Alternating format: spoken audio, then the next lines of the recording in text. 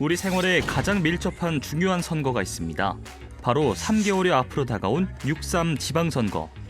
우리 동네 예산과 교통, 복지와 교육 등이 이 선거 결과에 달려있기 때문인데요.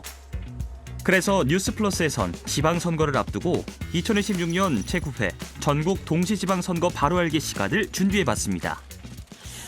지방선거 투표용지는 총 7장, 강원도지사, 강원도교육감, 시장 또는 군수, 강원도의원, 비례대표 도의원, 시군의원, 비례대표 시군의원, 이 모든 선거를 같은 날 전국에서 함께 치르는 구조입니다.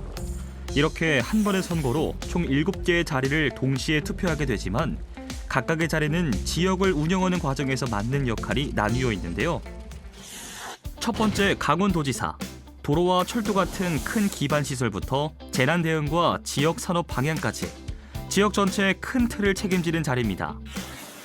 두 번째 강원도 교육감, 학교 운영과 교육 환경, 아이들의 학습과 진로에 영향을 미치는 교육 정책 전반을 결정합니다.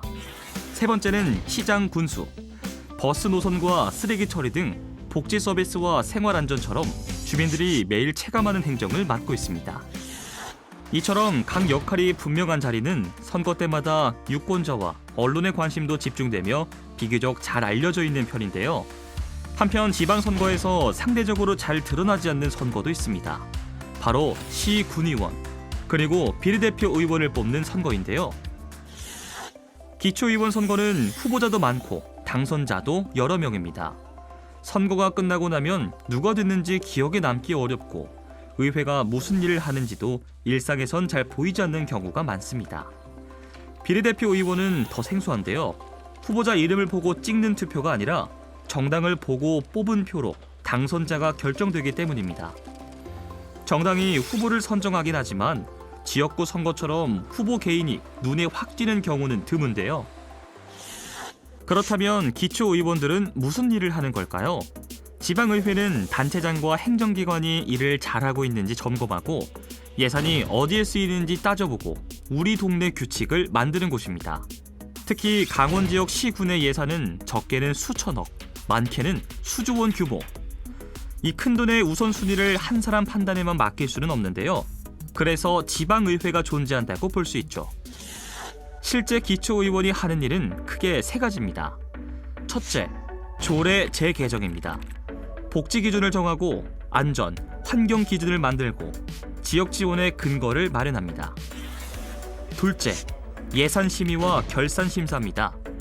필요한 곳에 제대로 쓰이는지 검토하고 예산을 깎고 늘리는 결정이 여기서 이루어집니다. 셋째, 행정사무감사와 질의입니다.